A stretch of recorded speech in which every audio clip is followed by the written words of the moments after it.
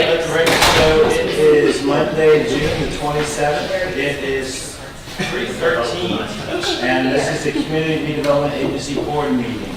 We will call this meeting the Board Madam Clerk. If I can get you to call the roll, please. Mr. Gary Paytown. Here. Mr. Jeff Jones. Here. Mr. Art Graham. Here. Ms. Frances Pawlowski. Here. Mr. David McGraw. Here. All right, looks like we have a quorum. First thing, we're going to bring up Downtown Cape.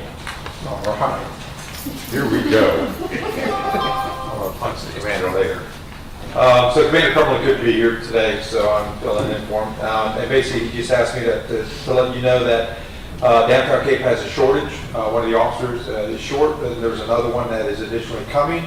So there is one shortage, and there's an officer, Officer Thompson, is just waiting to come based on some shortages in patrol. So as soon as that shores up, then Officer Thompson will come down and we'll still be short one officer in Downtown Cape.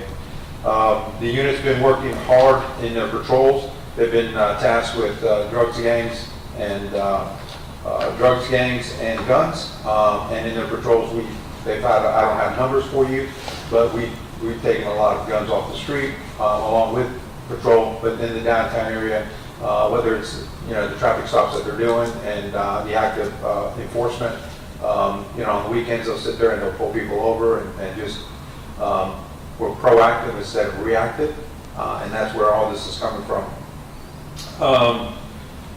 The camera systems that was mentioned earlier, the camera systems are an ongoing improvement. It is they are being updated, they're being lowered for better resolution. But there's also some equipment pieces that are being looked at. There's IT department along with a couple officers from the agency, from the police department, are looking at doing additional improvements and getting other information to take care of that system. And it's honestly been an ongoing system with cameras for a while now. So, Do we have any dead zones in the downtown area that aren't being?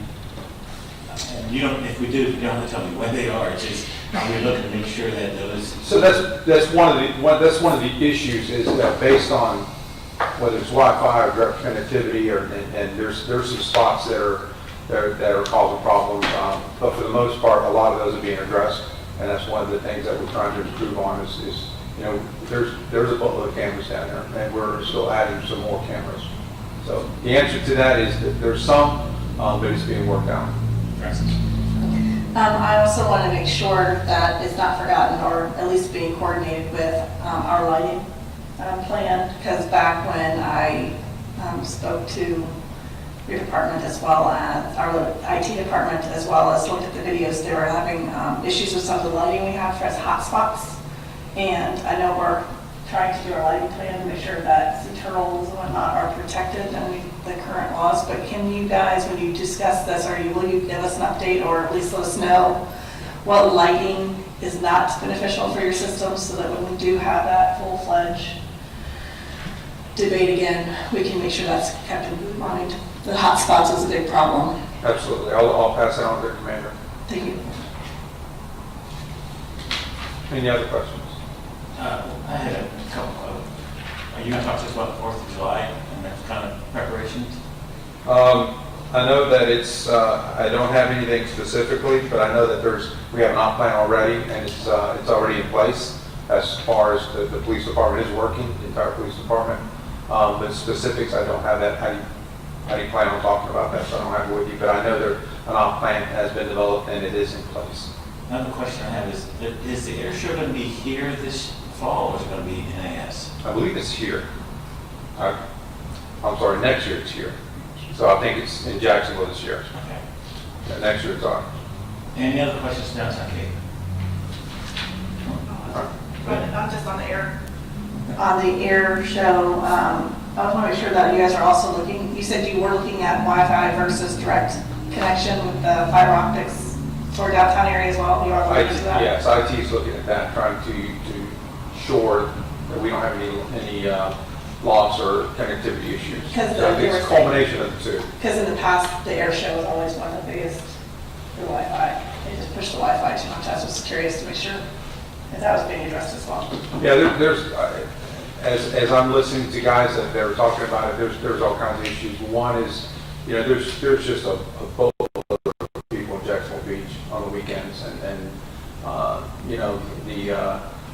towers and all that are, to be quite honest, are overloaded, and everybody has cell phones, and I know that has a lot to play in, so we're trying to manage with fiber optics and some others. Okay, thank you. Okay, courtesy of floor to visitors. I have 2 cards here. Darlene Boyd. Close enough. Hi, my name is David Bird, and I am here because I attended an open house recently that was presented to us on this phase 3, projects 4 and 5 for the downtown redevelopment. And they presented an aerial map with the diagrams of what they were proposing for this new infrastructure project. And I feel that that flies in the face of what our community stands for. We've always placed a value on being a small community. We have always been good stewards of our environment. We make our residents obtain special permissions and enforce strict penalties for lot coverage and cutting down trees. But yet this plan looks like a concrete jungle, to be quite honest with you. The residents are willingly and happily landscaping and maintaining this city property at our own expense. I feel like the heat, the water pollution, and the stress on our already stressed infrastructure, and listening to that gentleman speak, clearly law enforcement plays a role in that, is something that should be considered. Before I go any further, I do understand that this is technically city property. That was made abundantly clear to all of us at that open house, that this isn't our property, that it belongs to the city. Aside from being generally annoying, that argument seems a bit harsh and unfairly places a burden on those of us who have worked hard and saved to have this little slice of heaven. I feel certain that you all probably have city property in your front yards and wouldn't want a sidewalk or parking spaces literally feet from your front door. There are, according to the design that I saw, 33 parking spaces proposed on 6th Avenue South. That is literally 1/3 of what I saw on that entire design on my little street. 6th Avenue South already dead ends into the parking lot. There are over or close to 100 free public parking spaces there. We already have a pretty significant traffic burden on that street with speeding, trash, noise, you name it. We also already have 6 free public parking spaces on that street. So I'm a little concerned with the addition of another 20-something spaces for this design. There are, according to my estimations, nearly 300 public parking spaces in the 4 blocks between 6th Avenue South and 10th Avenue South. Yet there are well over 100 new ones being proposed in this design. It seems a big burden for this small residential stretch of Jacksonville Beach to add that many more public parking spaces.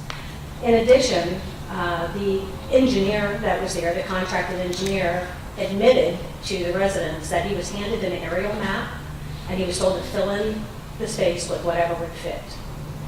And we noted that that map is old. It appeared to be 6+ years old. There are a lot of structures that are different from what was pictured there, and it didn't seem to take into account some of the multifamily residences that are already on these streets or have been constructed since then. We asked multiple times, have there been any boots on the ground? And we were told no, that no one has physically walked the streets to see if this was even feasible. We were also told that the design isn't finalized yet, and so that's why we're here, to make sure that the residents can have at least a say-so in the final design. We were told that the design wouldn't be finalized until fall at the earliest. We also asked why for this number of parking spaces. We asked if there was a goal or a target that we were trying to reach, and we were told no. There was no goal, there was no target. So my question then goes back to, why are we proposing this, so many of them, in this little small stretch of the beach? I also noticed some design inconsistencies. The UNF Sculpture Garden, for one, there are no parking spaces that are planned in front of that. We were told, again, openly, that there was pushback. And I'm not sure that that was probably the best thing to say to angry residents who are also pushing back. And why was that given any credence over our desires and needs? So additionally, there's some of the diagrams show the sidewalks jutting out where they intersected with people's driveways, and some streets don't show that. It shows it going right up next to people's homes. So just a few little things that I would like to have the opportunity to have addressed. I feel like maybe this has been done in a vacuum and the residents haven't been given adequate notice. At least I didn't know about it, and the postcard that we got in the mail really didn't say a whole lot about it. So I would like to have the opportunity for the citizens to work with this group to come to a mutually beneficial solution for everyone. Thank you. Thanks for coming. Chris? Hey everybody, I took off work, but my name is Chris Setzi. I've lived on 6th Avenue South. I'm a lifelong beach resident, 55 years old. I lived on 6th Avenue South for roughly 35 years. Grew up surfing the pier and everything. That's my wife, actually. She's way more articulate than I am, so I apologize. I'm super passionate about this, so if I get a little animated, I'm not trying to be rude or anything. So, we went to the workshop, and then one guy told us, hey, we gave out 400 flyers, but and that 5th Avenue South to 10th Avenue South, you know, some of those people live in those condos. I would never saw it. She caught it, I didn't catch it. I have a long business I've had out here 30 years, and that's what I do for a living. So I bought my place in the mid-90s when it was cheap. But long story short, I was talking, I know I'm skipping around, I'm not good like talk, she's way better talking than I am. But I was asking the engineers, I'm like, hey, you're putting parking places, this aerial drawing is old, I said, you're putting parking places like 20 feet from people's front doors that are nicely landscaped with landscape lighting and all this stuff. And he's like, well, it's city property. And I'm like, I realize it's city property, but you know, do you own city property too? I mean, you have a city right of way in your front yard. Would you want somebody parking 20 feet from your front door? It's not, I'm not trying to be selfish. I'm all about improving the beach. Like I said, I've been here from a little kid. I'm all about improving the beach, but there is so much traffic on 6th Avenue South. I've lived on that street almost 35 years. So the thing, what I'm asking is, why do we have a third of the proposed parking? This is what we're trying to get through. Why do we have a third of the proposed parking on 6th Avenue South when we have 100 free parking places on the end of our street? We already have people speeding by, loitering, trashing our street. I got to pick it up. I mean, just all kinds of crazy stuff. And once again, I'm not trying to say I'm anybody special. We already have 6 free parking places. We have room for maybe 6 more on the southwest corner of 6th and 2nd. But they're proposing, like the drawing is like weird. Our next door neighbor is a duplex, and they put parking places where he already has parking places in a little single driveway. And I was telling the guy, the engineer, that, and he's like, I said, have you ever been down here and actually walked around? He goes, no, I haven't. I was like, I said, well, I don't understand. He goes, well, the city told me that I just need to put parking wherever I could fit it in. I'm like, that doesn't seem fair, because wouldn't you feel like if you're going to do some type of major construction like that you're going to walk around and see where it's feasible? I mean, there's been multifamily homes built, homes rehabbed on that street, all kinds of stuff. And that's it. I wish I could get my point across. I'm not good like she is, but I don't see why we're getting 33 when we already have 100 on the end of our street. You cannot handle the traffic. I called the city about putting speed bumps. No, you can't put speed bumps. I mean, it gets a little tricky out there on the weekends, you know, trying to pull out of your driveway and stuff like that. And I still don't understand it. I wish I could get my point across. I apologize, but I just don't think it's fair for us with 100 parking places on the end of our street where I grew up surfing to have a third of the allotted, the proposed parking. It makes 0 sense. It just doesn't make sense to me. And I feel like it should be spread out some more. Like 7th Avenue South, I don't think has any. If it might have 2 or 3. Well, why don't they have? I mean, they have, you know, each of these beach accesses have between maybe 20 to 40 parking places spread down the beach. And I still don't understand. It makes no sense. I know I'm beating a dead horse, and I apologize, but 33 parking places on 6th Avenue South with a narrow street like that. It's just overwhelmingly, it's going to lower our property value. It's just going to be, as he was saying, a boatload of people. And this only happens a few months out of the year. I would say late in the spring, it's around July 4th, then it starts tapering off, and mostly all on the weekends. But it's like, it gets a little crazy. I mean, anybody that lives out here knows this. And I just don't think it's fair that we have that many parking places on our street. I could see it spreading out some. I think 12 is plenty. I looked at the other ones, and they have 6 to 7 on some of them, and 8. But we could easily put 12, like I said, we already have 6. And the whole thing about the UNF thing, that is a tourist destination. There's parking there. They're allowed to push back, we were told, but we can't push back. And I'm very surprised nobody else is here. There's easily 40 people that were not happy at that workshop. I mean, some guy was irate and took one of the aerial drawings and pulled it up and ran out, and all these people complaining, and the lady had her lawyer. And luckily, she's good at navigating, because she's an IT woman, and she's the one that found out about all this. I'm very surprised nobody else is here. But I was also told by the city engineer, hey, Chris, we're going to switch things around a little bit, give us a couple of weeks. I said, okay, I'm not looking for any special privileges, I want you to learn that again. But he goes, yeah, we can move this over, blah, blah, blah, give me a couple of weeks. So I called him a couple of weeks later, we emailed him, we got no call back, we got no email back. And then we saw this email that Corey Nichols had sent back to us that said, oh, there was hardly anybody at the meeting, which is true, there's a lot of people there, at least 40 people there. She was there, actually, that young lady. It said that it seems like they're expediting this without giving us the chance to come in front of you guys or whoever we need to. So we don't know the correct route to take. So this is the first time we tried to take this route, other than emailing. She wrote a nice email to the correct city council members.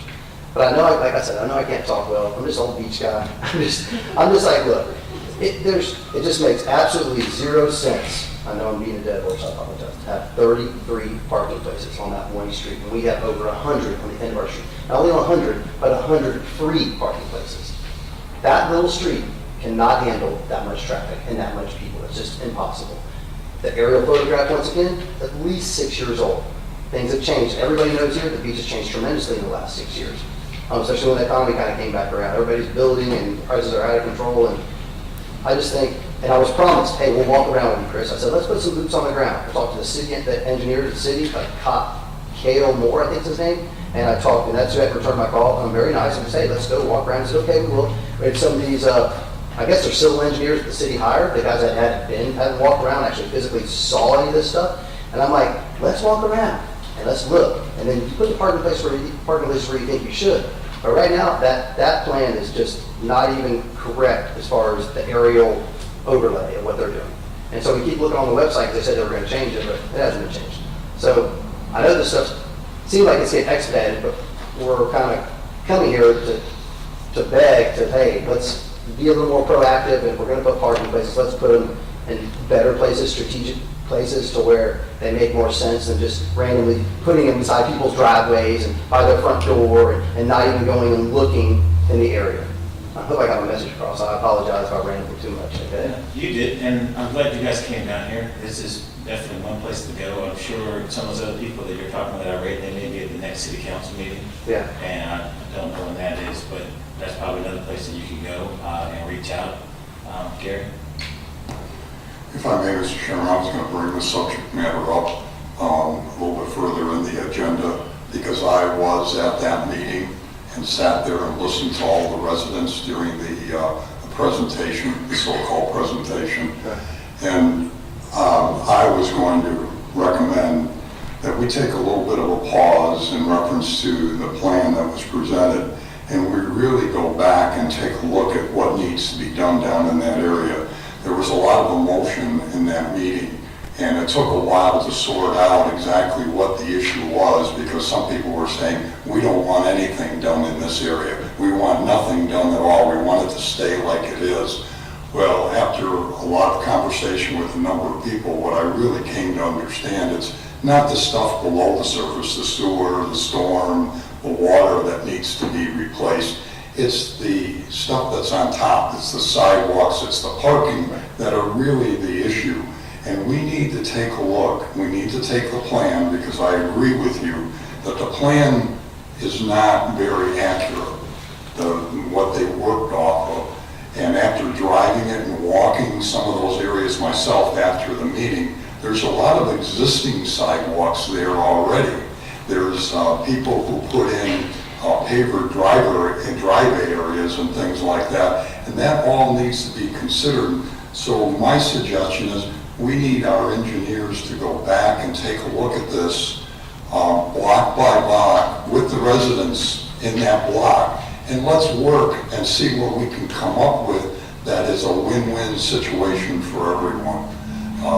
I understand that if there is a desire not to have public parking in your front yard, but as you stated, it is public right-of-way, and we need to consider that a little bit because there are residents from the west side of Jacksonville Beach who want to drive over and park and be able to use the beach.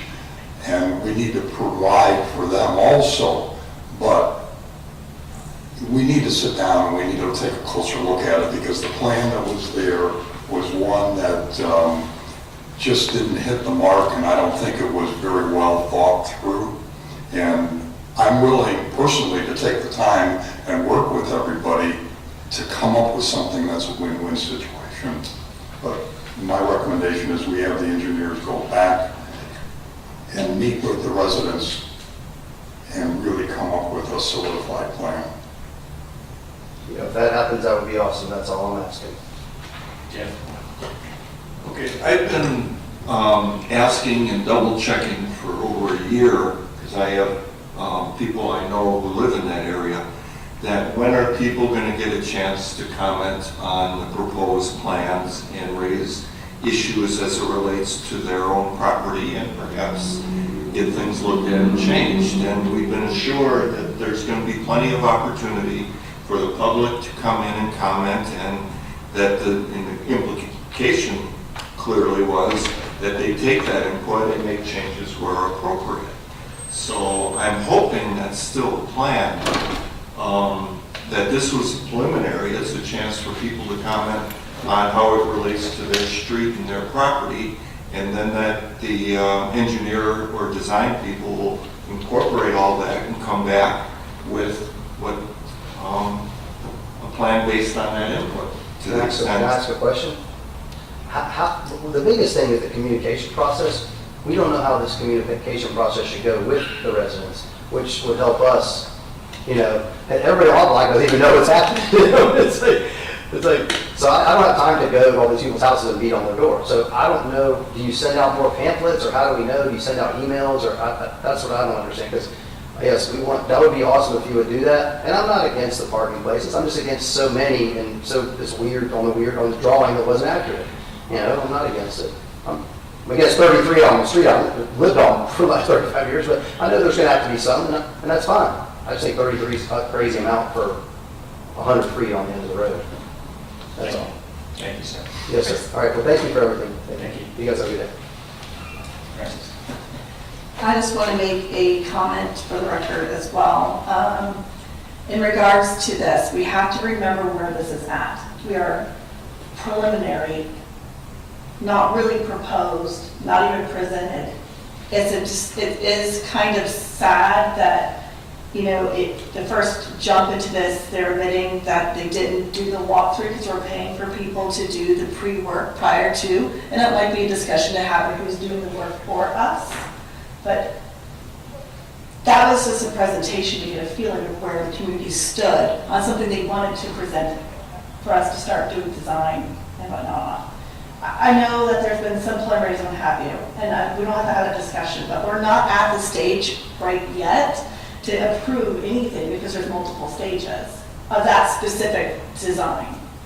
So where we're talking, I just want to get to that. So yes, and I can also say that this board, I don't think there's a single person on this board that hasn't walked a single one of our projects before we officially move forward with a getting awarded bid money for stuff.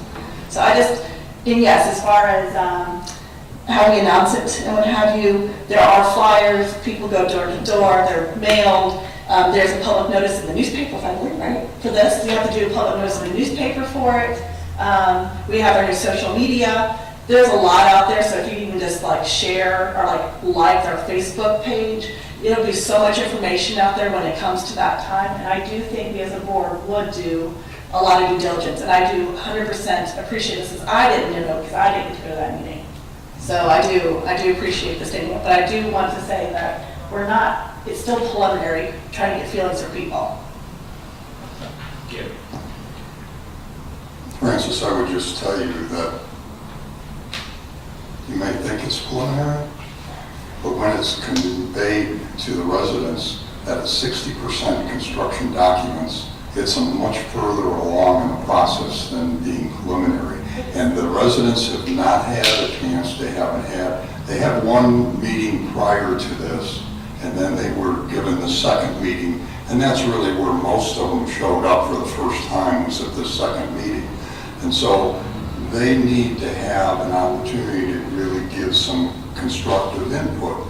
You can't go in and say it's 60% construction documents and say we're still in the preliminary stage, because that's not what, the way it was conveyed at the meeting. Jeff? Yeah, but that's precisely what was conveyed to us, that when it was 60%, the public would get an opportunity to comment and make changes and that. So we were told that when they were at that stage, that would be the time for residents to look at it and make their observations, comments, and ask for changes as appropriate. So we were given the same message. David, can I get you to put this on our next agenda? I already made a note, was going to ask about that, so absolutely. Thank you. Do you want it on the workshop agenda, or do you want it on a regular agenda? What would you prefer? Or both, for that matter? Let's go with both. You got it. When's our next workshop? We will chat on that in staff report. Okay, fair enough. Mr. Chairman, what are we going to try to accomplish? I mean, if we could push it to another meeting, which is a month from now, what happens in the month with the engineers and what they're working on?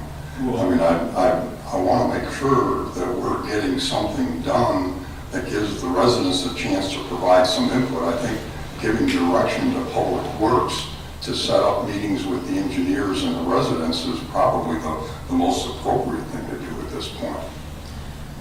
I don't know about you, but I can't speak intelligently enough about what it is that Public Works has and what the residents saw and what we want for them to do.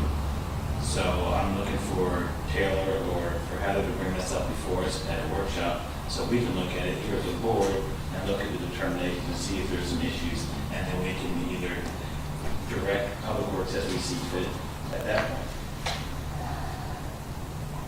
You saw the floor. Well, again, we're another month away, so we're going to tell Public Works to put a hold on the design at this point. Well, Public Works is going to know that we've had this conversation. And Public Works is not going to do anything to release the funds. Okay, Jack? Okay, well, we've had that diagram for well over a month, and it's linked on the website. I've looked at it. I checked out a couple of the properties of people I know who were concerned, and fortunately they were in a good place. But we've had this for a while, so I'm with Gary that let's not let this design get too far down the road before either we or more resident input is obtained. So make a motion. I'm not sure what we can move at this point, but I guess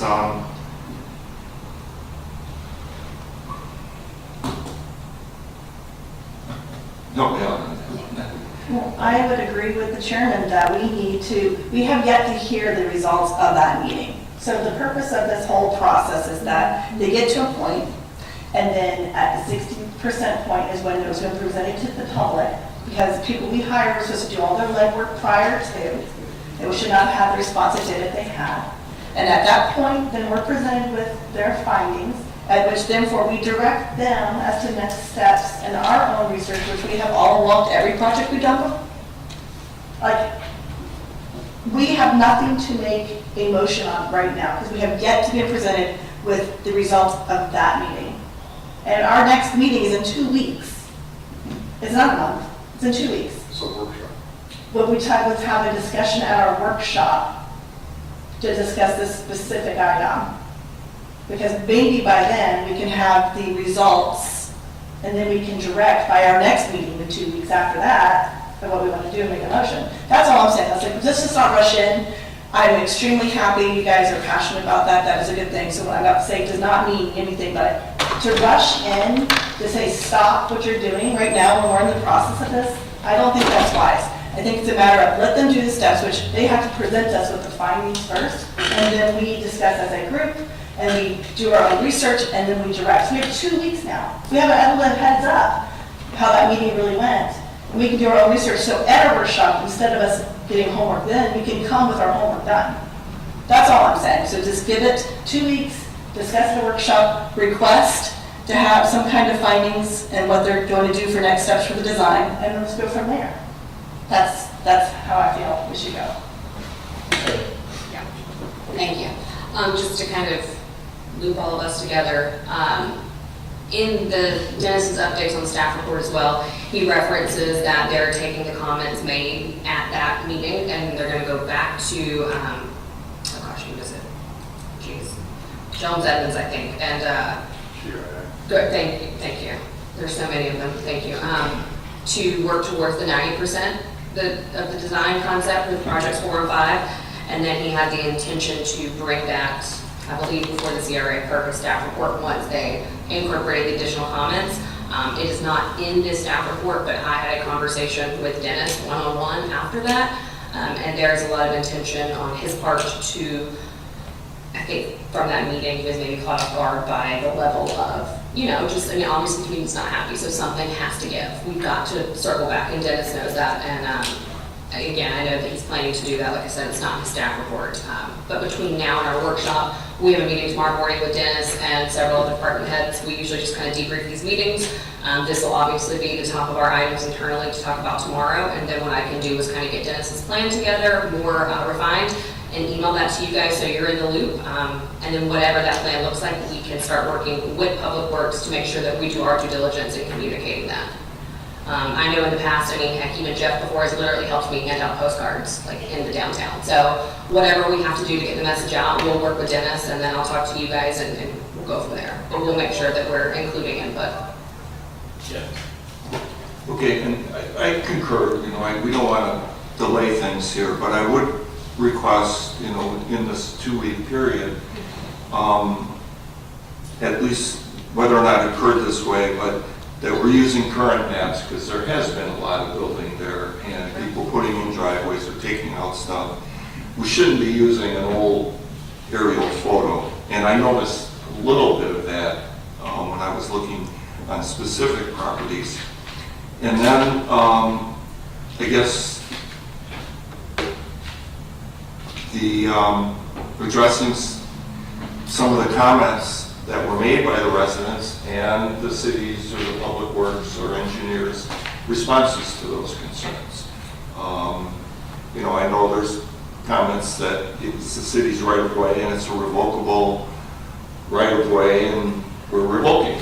But as far as any improvements and stuff, but I think this is important for a lot of the reasons listed, and I would like to hear the response of the engineer and public works to some of the concerns that were raised by the residents. And 2 weeks is fine on the workshop. Gary. Thank you, Jeff. You said exactly what I wanted to say. In those 2 weeks, I'd like to see a little bit more refinement done to the plans, as Jeff just stated, as well as the engineers really walking the site and taking a look at it and making sure that they understand what's existing and what isn't existing.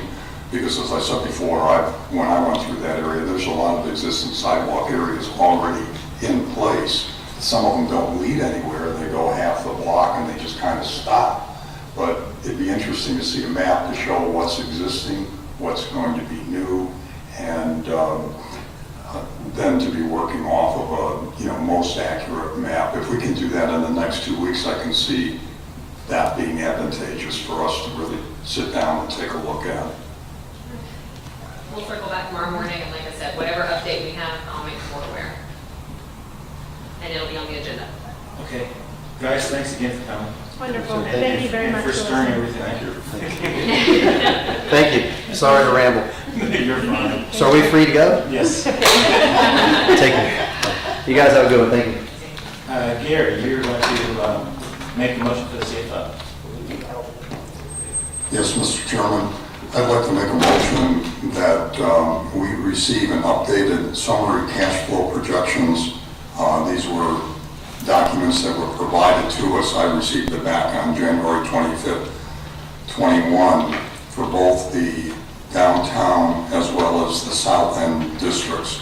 I think this would help all of us here on the board to understand our financial situation over the next 10-year time frame, which these spreadsheets show. So, You would like to see that in the next 2 weeks? next 2 weeks would be fantastic. We're getting close to the end of our budget cycle here, and when we vote on our budgets for the next year, it would be very helpful to have this information in front of us. Is there a second? Second it? Any other discussion? All in favor of that motion, say aye. Aye. Any opposed? Just want to make sure we had a clear message. You got it. Thank you. Thank you. Okay, staff report. Yeah. All right, so this one has a little more stuff than we usually do. Just on the first thing is, we were kind of looking back at our notes. Last year, back in the summer, 11 months ago, basically, we sat down with council and kind of talked about some objectives and how those were going to tie to the strategic plan. The first document you have is really just kind of lining out what we talked about, what has been done, what's in the process, and just kind of where things stand. At the bottom where you see council, all the letters and numbers, what that is when you reference our strategic plan, there's priority, goal, and objectives. So each one of those references the P3G101 is that specific priority, that specific goal, and that objective. And so rather than going again line by line on this, I guess on the first one, does anyone have any questions on our objectives and just kind of where we're at? And then obviously we will incorporate a lot of these comments into our quarterly report that we do for council. Second. All right, and then moving into our regular staff report, you'll see in the Parks and Rec section, we've got some exciting news. Our water tower is finally trackable, and it is going to be here the week of July 5th. They're going to be installing it, and then once that is installed, they're coming back the week of the 11th to install the color differential, to kind of mark where, hey, if you walk here, you're going to get whacked by a swing set, for lack of better terms. We also submitted everything in for FRA awards, so everyone keep fingers crossed that will all be going down to Daytona to celebrate. As far as public works updates, as usual, I can answer some very basic questions regarding that. But if there's any specifics, let me know. I am happy to write those down and get them back to Dennis. You'll also notice there is a section attached to the back of this. That is the bid and award sheet summary for Public Works for Project 3C. Dennis had me add that on his behalf. And then the only update I really have on information that has come in since we made this report is Dick Mondell's. They were approved with their development plan as of this morning. So they should be able to submit for building permits anytime now, so that is exciting. Charlie's Cheesesteaks is open. Habibi's, we actually went and met with them last week. We've got a meeting with them, I think, set up for next week, and we are trying to work with them on what they can do that is going to be best for the needs of the business owner as well as the vision plan for the downtown. So staff is actively working with Habibi's. Other than that, and then, sorry, Horton and Sunshine, that auction is live.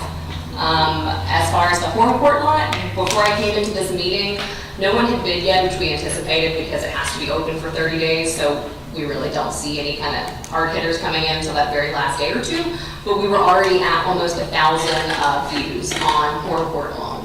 So we are getting a lot of popularity on these lots. And people that had expressed an interest, whether it was via phone or email, we did call, we left voicemails, we sent emails to the ones who had emails, just folks that expressed an interest prior. We notified them the day before the auction went live, just so they had the heads up.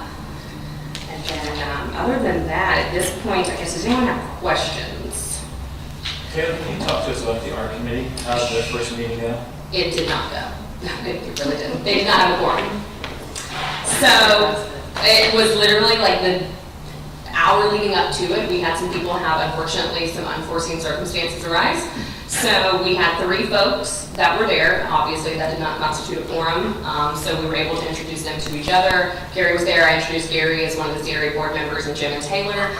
We chatted briefly for maybe 10 minutes, and that is where that ended. As far as homework, we gave them several documents that they needed to review between now and their July meeting. I have asked for them all to send comments on those, comments that would have been made at this meeting, to please review them and send them individually so they can have the most final draft version of those documents and then hopefully get those approved at their July meeting. How many total members? 7.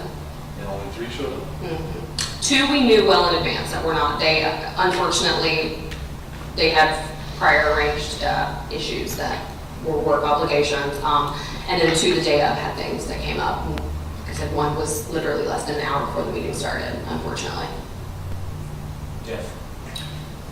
Okay, can you on that, my pet peeve with Habibis and the condition of their property, they should have had 2 citations for code violations by now. Did that come up in the meeting at all, how they were addressing unkempt? I don't want to speak to that too much since I'm not code enforcement, so I don't want to misspeak. As far as our building official, he was at that meeting who was over code enforcement, so yes, there were things discussed. But again, when they were cited prior to having an active permit, the rules change once you have an active permit, and things that would have been a violation are now considered an active construction site. So that does change the rules. Okay, but then they were going to go and look at it again after the construction permit, and they still have a full overflowing rodent-infested dumpster sitting out there. That can't be permitted under an open active construction site. I will pass that along to our building official and have him reach out to you. Okay, because, well, it's right in the heart of downtown and it's very unsightly. It's been that way for 6-8 months. Any other questions on the staff report? Taylor? Gary? I just want to take a moment and thank you, Taylor, and others for putting all of this information together. So one thing that caught me when I was reading through all of this is we've got some momentum going. This is the first time that I really felt like things were starting to head in the right direction, and I was starting to get comfortable that we're accomplishing the objectives and the priorities of City Council. And I'm hoping that maybe we'll take some time as a board or as an agency and take a look at what we want to do for fiscal 23.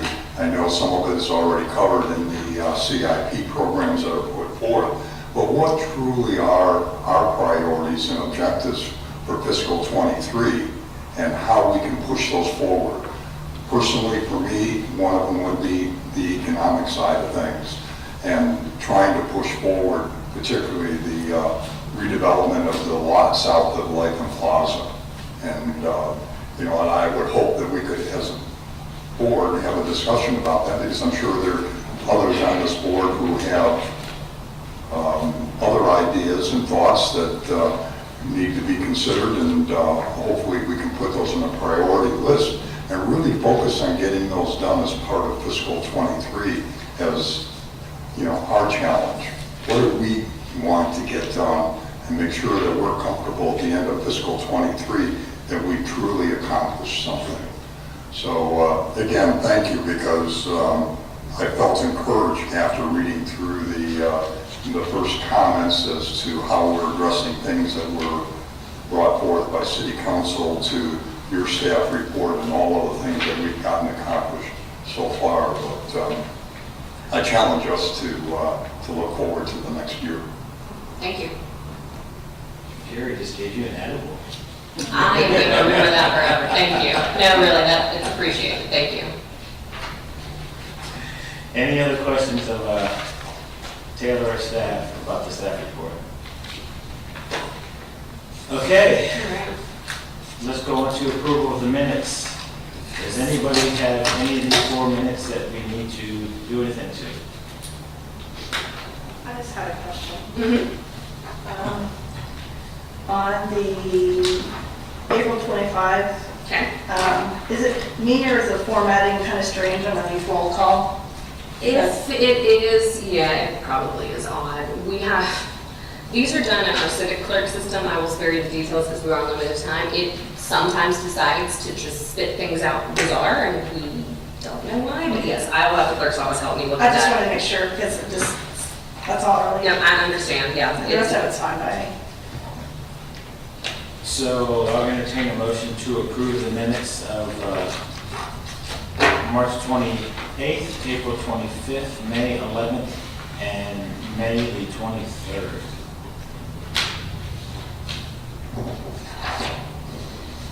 I'll make a motion to, I have to get all those dates.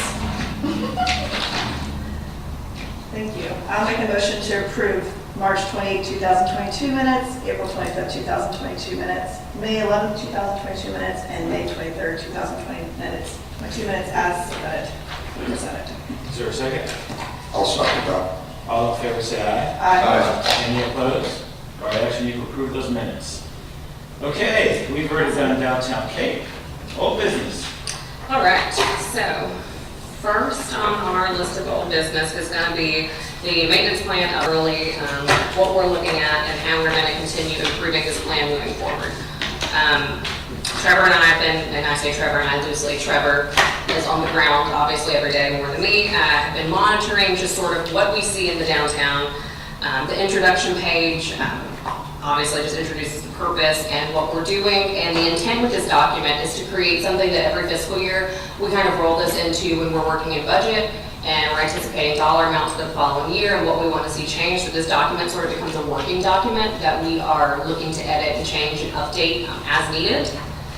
In the summary, we kind of identified obviously what we're doing, some strengths, but we did acknowledge there were some deficiencies. Those are some things that we need to look at a little bit deeper and things that we need to take a deeper dive on. And there's even some stuff internally we have found just in the way of kind of how we were going through the budget, where things are being charged, what we're doing, and there's definitely some things that internally we are still working to improve. The plan overview just kind of highlights the downtown district, and then when you get to page 6 of the document, which are the specifics, it goes into cleaning, the pavers, tree maintenance, planting, pretty much everything that we're doing. And then back to page 10, we have a spreadsheet that kind of references the frequencies of what we're doing. And again, this is a working document, so every year, quarterly, or whatever we deem necessary, we can kind of review and make changes as needed. But yeah, so rather than again go through line by line, yeah, any questions, comments? I have a question. Mm-hmm. Page 6, we talk about the pavers, and as we saw, there's a significant amount in our budget for the pavers. Mm-hmm. Have we reached out to the different businesses, like, I'll pick on Surfer, and have them do something rather than having people line up and basically sit there and throw their gun and do all this stuff they do on the pavers? Because you notice that's where all this stuff is where they line them up before they come in to those establishments at night. I don't know if we need to write a resolution to the city council, or that we just need to approach them and do it ourselves. I mean, I don't know how that legally has to be done, but it's a shame for us to be spending all this money to clean this stuff up, and it just continues to reoccur. Okay. Let me do some digging, at least with legal, and find out, if anything, what can be done, and I'll make it just kind of a side note, either a workshop or a next staff report, just to kind of figure out what we can do. Because I can imagine that most of those places have a second door that, not necessarily on our sidewalks, on our nicely paved, clean paved sidewalks. Okay, Francis. Mine has to do with the actual time framing, page 10 and 11. Our budget, this is specifically palm tree trimming, our budget is for 2 times a year, and right now it just says as needed. I think it should say biannually, not sure why it doesn't. I had biannually originally, and when I sat down with Parks, it was requested that we change it to as needed, just to give us a little more freedom, because Apparently, there have been some years where we needed to do it more than that. So if you're more comfortable with it saying biannually, that's fine, and we can put a note to the side. Well, I'm fine with it saying it's needed as long as it's being done at least 2 times a year. So maybe it should be biannually plus. Okay. Whereas, like, it needs to be at least biannually. Okay. Like, I think it needs to be, it has to be 2 times. Like, I don't want to be like, oh, we did it this year, we don't have to do it again. Yep. Like, I think it needs to be 2 times. The other one also was paper cleaning, which kind of cracked me up because it says weekly. Is that really true? It is true. Really? I think the And it invoices still is shows true. it is. Yeah. Somewhere weekly. It's there. I think the misconception, and for me personally, was thinking, okay, it's weekly, so they're cleaning every single paper every week. That's not how it is. And that's why on that first page it's broken out. It's not, I mean, quite frankly, for the contractor we have, it's just not feasible. So yeah, they're out here weekly, but they are not cleaning every single paper in the district weekly. So, but every paper is touched once a year. Oh, yeah. I was just, that, I saw that and maybe we could go. All right. My understanding is they're only on here maybe 1 day a week, but they're out here for the day and they'll clean this section. Yep, like today, they were literally in Latham earlier. Yeah, so, yeah. Okay, David? I was just gonna make a comment on what you were saying, is that that's what my, excuse me, envisionment of the incentive program is, hey, we're gonna throw you a little bit of money, but you have to make sure your sidewalk's clean all the time. And then we have them on the hook because they would have to then pay us the money back if they don't keep their sidewalk clean. So I always thought that was the mechanism for the incentive plans that we're gonna go after. So. There may be several ways of slicing this pie. Yeah. That's probably not a bad idea. Jeff? Yeah, a couple things. I, again, concur on that lining up outside the bar, and I think we had a discussion with Kate about that last year. And they did approach a couple of the bar owners about making their lines go on their property or in their parking lot rather than out in the street, because it creates that issue and also creates, I think, some safety issues with, you know, the people walking by and whatnot. But I don't know whether that's lapsed or they've given up on that, but I think that is an important thing to have them line up on their property where possible rather than out in the street.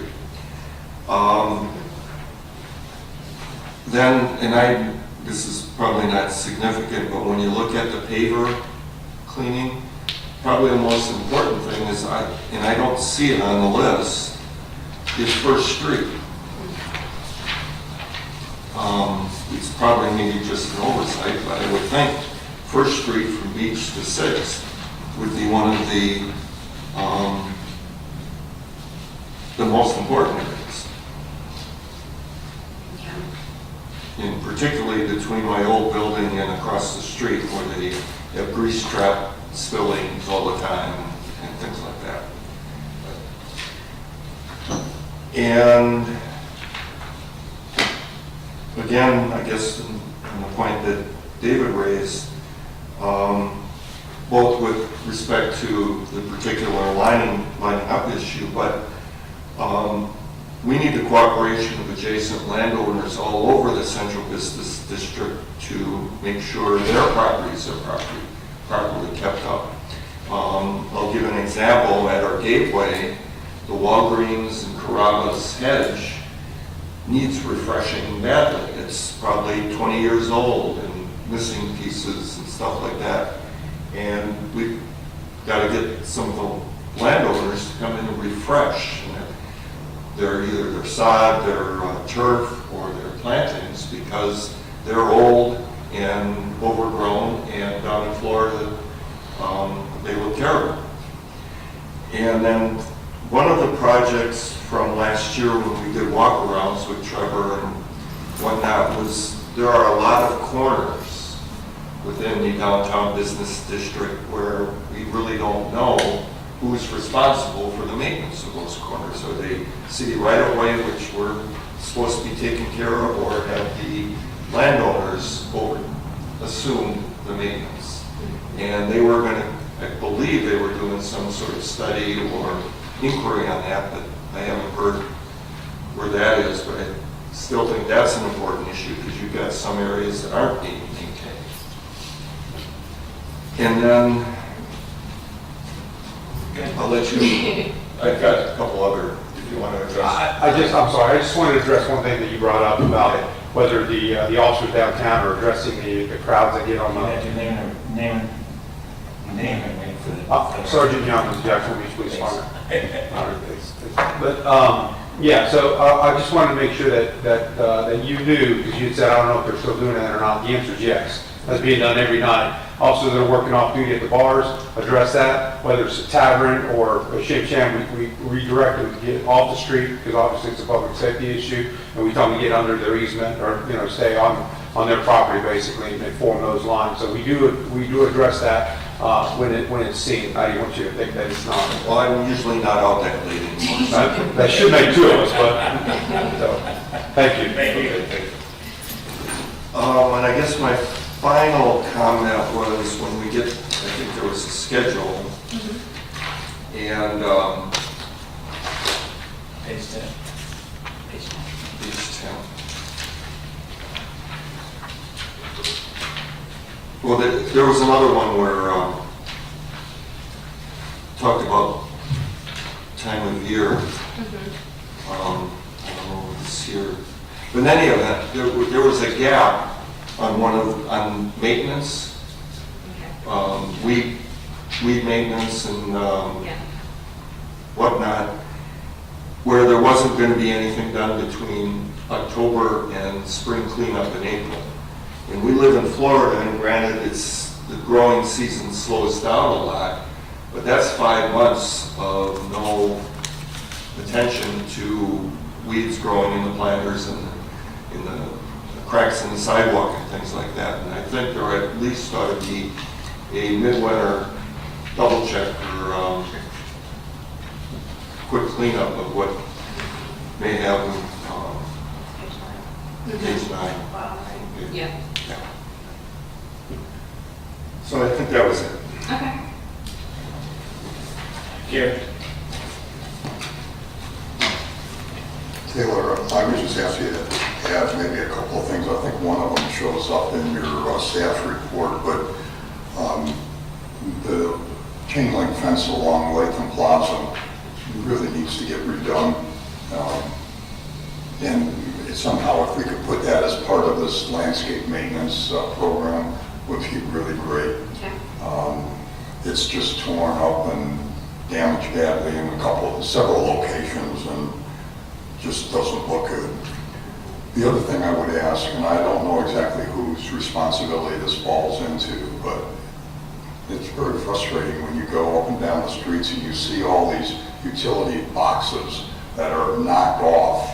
They're, wires sticking out of them and things to that extent. A prime example is on First Street, Latham Plaza, on the east side of First Street, right between the Fort Point Sheridan and Latham Plaza. There's 2 boxes sitting there, and as the tops of them are laying off to the side, the wires are exposed, and we've got that in numerous places around the city. Now that's not, those are AT&T or whoever that own those, and somehow we need to get those firms in here to fix them and set them up properly and improve it. And then I know this isn't exactly landscape maintenance, but in this program, it doesn't really say anything about structures or anything. But is there something that needs to happen from a maintenance standpoint, regular maintenance schedule for any of the structures that we own? As an example, the pavilion. Yeah. I know we've done a lot on that this year. Maybe we don't have anything else coming up, but are there other structures that we need to be thinking about and preparing for some kind of reasonable maintenance schedule in the future? Absolutely, yeah, that's a great idea. We'll, I'll add something to the spreadsheet or just something, kind of a note, but yeah, that's a great idea.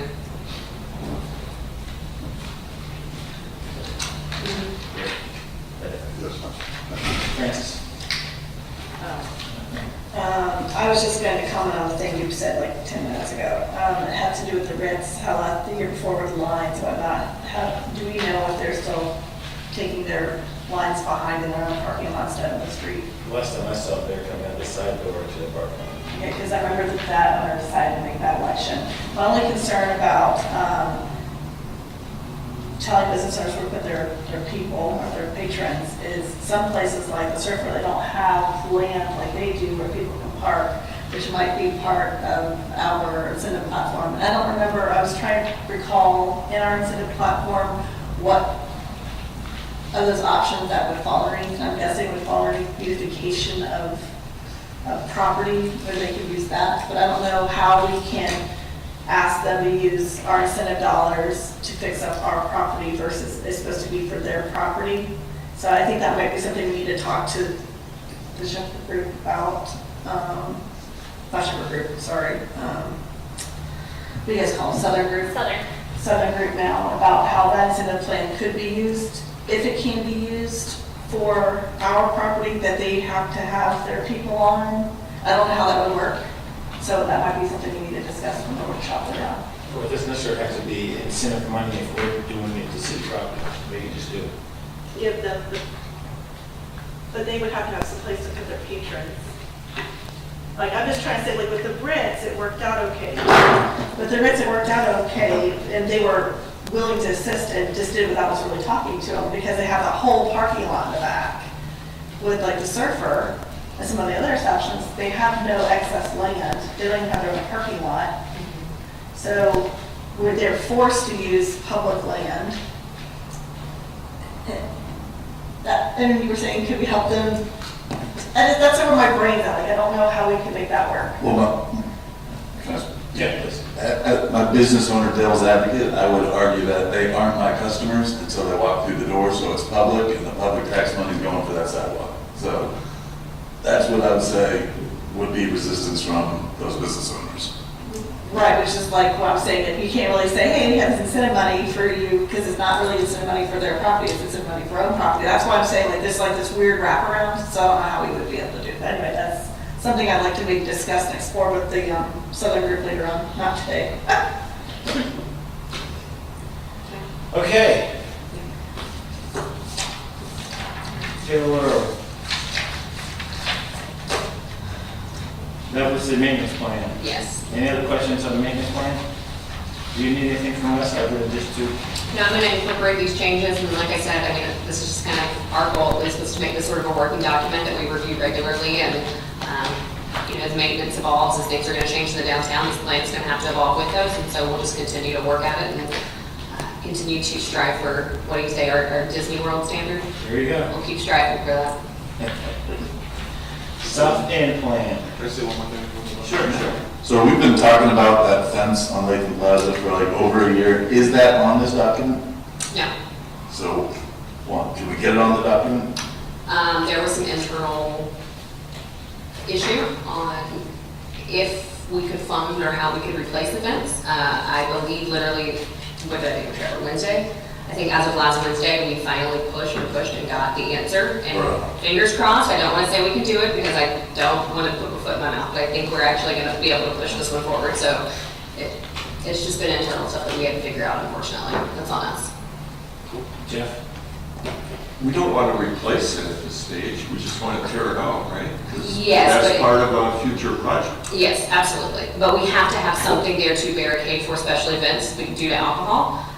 The bushes don't suffice as a fenced-off parameter for the special events. And so we're going to have to get creative with that solution. And in most of the areas, the bushes are also going to probably be damaged to the point of they're going to have to come out in order to get that fence out because it is so old and so damaged, it's like grown through bushes. It literally weaves in and out of bushes at this point. So there's a lot of hurdles we have to jump to figure that out. Most important being how can we maintain having a boundary so the events can still seamlessly flow. Okay. I guess, we usually don't allow alcohol across First Street. Unless it's a parking lot For for. the special events. Yeah. Yeah, but usually, I don't know. Festival, you got it across the Mhm. street. Go ahead, David. I was just gonna note that a fence is not that expensive, and we're years away from doing anything to that property probably, so I would support replacing the fence. We have the money to do it. And we have the money to do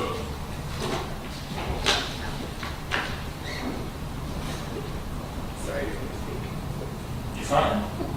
Anything else before we go to the south end? Okay, Taylor? I'm going to turn this one over to Mr. Gilmore and his other group and thank them for helping us on this plan and really pushing this forward for us. Honestly, though, the biggest change is just going to be, you'll see, we pretty much incorporated the verbiage directly from the CIP and kept it very 30,000 foot level, so that way we were not facing the situation we were last year where Public Works literally could not replace something because the technology as spelled out in the plan was too specific, so. Jen Gilmore of the Southern Group, she actually just gave the answer. What I want to say, I got thank you, is that we have inserted language in here that allows us, you remember the argument, or not the discussion we had several months or years ago back about the capacity to change the type of I think we put a water treatment facility or something like that, so we changed and put language in here so that the latest and best and highest techniques in terms of repair and maintenance would be used on any of our facilities. That's in there. This does track the existing CIP, which is what the previous Exhibit 8 did, but it gives us flexibility in terms of funding and so forth to make it work. We've included in there for recreation, passive park, we've included in there everything related to urban trails, and most importantly, not most importantly, but equally important, we also discussed and put in there, based upon the police department's recommendation, the inclusion in there to provide security services, security cameras, and what we need to do to beef up that down there as well. And those are the key elements of it. We have put the flexibility in that we did not have in that very precise and specific engineering report from before. Beyond that, the projects are the same that we've been discussing and have been discussing for some time at this point. The funding is in there because you have to have a budget, but that's simply what's required. When it gets to what it really is, you have the flexibility that you will note in some of the notes on the CIP that you will come up with the necessary money to fund it at that point in time. In terms of the process, this will be reviewed for your comments today. In terms of the state statute to approve it, the law requires that you recommend it to the City Council. The City Council then has to have a public hearing on the plan amendment, notices in the public paper. And then after review and passage, the City of Jacksonville and the taxing authorities have to be notified of the plan. There is no approval required for this plan amendment by the taxing authorities. In this case, the City of Jacksonville, the City of Jacksonville Beach is going to approve it because it's their plan amendment. But that's a very important point as well. It's simply a notification to the City of Jacksonville that that's what we're doing. That, in essence, are the key elements of this. We have included in the packet the Farm statute about the notice to the taxing authorities.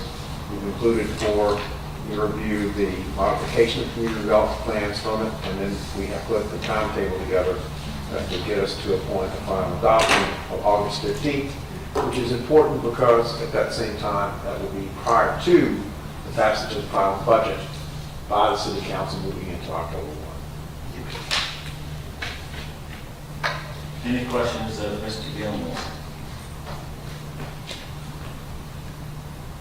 Here. Jim, is there anything else that we need to include at this point in time to make, give us all the flexibility that we can have in the south end? I think that we've got flexibility in there in identifying repair and maintenance items. In terms of additional public works projects, which is what you might be thinking about, they can be added at any other time. But right now, you're looking at the CIP for adoption for the next 5 years.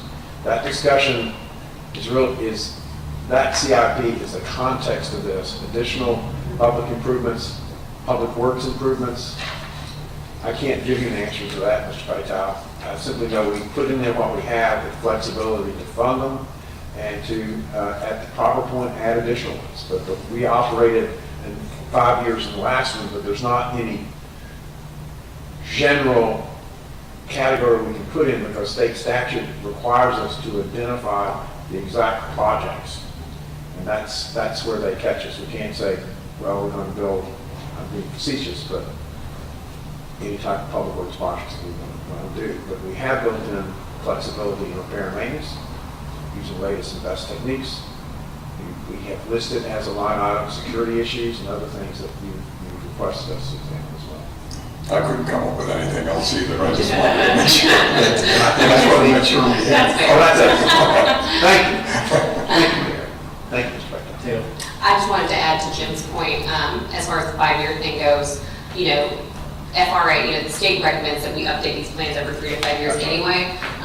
So as the time comes and we start kind of getting through these projects, I'm sure we're going to get to a place where we update again and then we'll circle back and reevaluate. I still agree with Taylor. The last one was done in 2011, and we had. Way too long And ago. we had, I'd like to point this out too. It took a lot of time for us to find a 2017 plan amendment. Months. Yeah. Months. You may recall that the CFO referenced it at one of our meetings, but then we couldn't find it. The good news about that 2017 plan amendment, which is also referenced in this new plan amendment, it authorizes repair and maintenance of facilities that's been done by the South Beach, in the South Beach tax increment district, by tax increment funds. Just for the, maybe just for my benefit, but I haven't seen that document either, so could we get a copy of that? Yep, it's a resolution, and I can send you that, yeah. Because the reason we couldn't find it is we were all looking for this kind of a document, and finally, I don't even remember how I stumbled into it, but just after searching, we found it. But yes, I'll send you guys all the It resolution. still followed the same process. It was a resolution, and then it was notified to the city OJ, but it was, that was a very good plan amendment. It authorized repair and maintenance, which we've now said latest and best techniques in this item. Thank you. Okay. We have one more item on our old business. Resolution 2022-04, the logo. Yes. So this is pretty self-explanatory. This is the logo that we have selected. I personally like it. I've already kind of stolen it and used it in my signature line, so thank you. And this is just, again, I know previously a lot of the time when we would do resolutions, the CRA, they were strictly for budget purposes. We found that doing them for pretty much any major decision, it makes having that paper trail a lot easier to go back and reference at a later date. So that's why you're going to kind of see more of these resolutions. It's just so we keep our ducks in a row for the future. Yeah. Any questions, comments, concerns? If not, I'll entertain a motion to pass the resolution. Gary? Just a quick question out of curiosity. That's a general CRA logo. What about it? Do we distinguish the difference between downtown and the south end? We did not. I think at the meeting, it was decided that we were just going to move forward with one logo only and not differentiate I'm not the two. suggesting we find a second Sure. one. Sometimes, I don't know, whether just stating underneath it or something, downtown or something, but because I know that other CRAs in the state have different logos for different districts that they have. Definitely. And one of the things, our communications manager, I hope you're not listening, but one of the things that the benefit of choosing this logo, because it came out of our brand standards manual, it does give us a lot of flexibility as far as changing color variation, verbiage variation, not completely redesigning the logo, but if at any point there was ever, I don't even know, something super specific, project or an event or whatever it may be, if we wanted to change the colors to match a season, things like that, it's really easy to do because that brand standards manual was adopted for that reason. So as long as it was very minor things like that, yes, that's relatively easy to do at this point. Dave? I would like to make a motion if we're ready for that. Sure. That's my first motion ever. Yeah. I would like to say that we adopt CRA resolution number 2022-04. I'll second it. Then moved and seconded. Any further discussion on the motion? Madam Clerk, I'll get you to call the roll, please. Absolutely. Mr. Gary Paytow? Yes. Mr. Jeff Jones? Yes. Mr. Art Graham? Yes, sir. Yes. Ms. Frances Pawlowski? Yes. Mr. David McGraw? Yes. All right, you're actually to approve the resolution 2022-04. Awesome. All right, any new business? Gary? Mr. Chairman, I have a request of Public Works that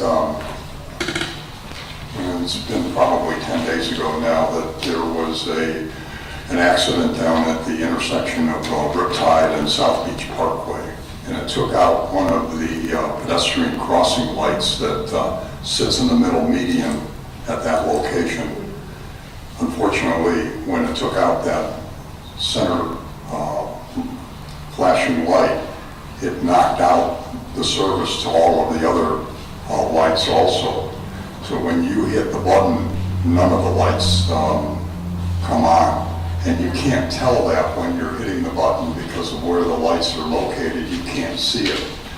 I think it would be good if we put a out of order sign on there to pretend so the residents know that when they're hitting that button and they start across that street, that there is no protection there for them. There's no warning to the vehicles. There's a pedestrian in the crosswalk, which is what those lights basically do.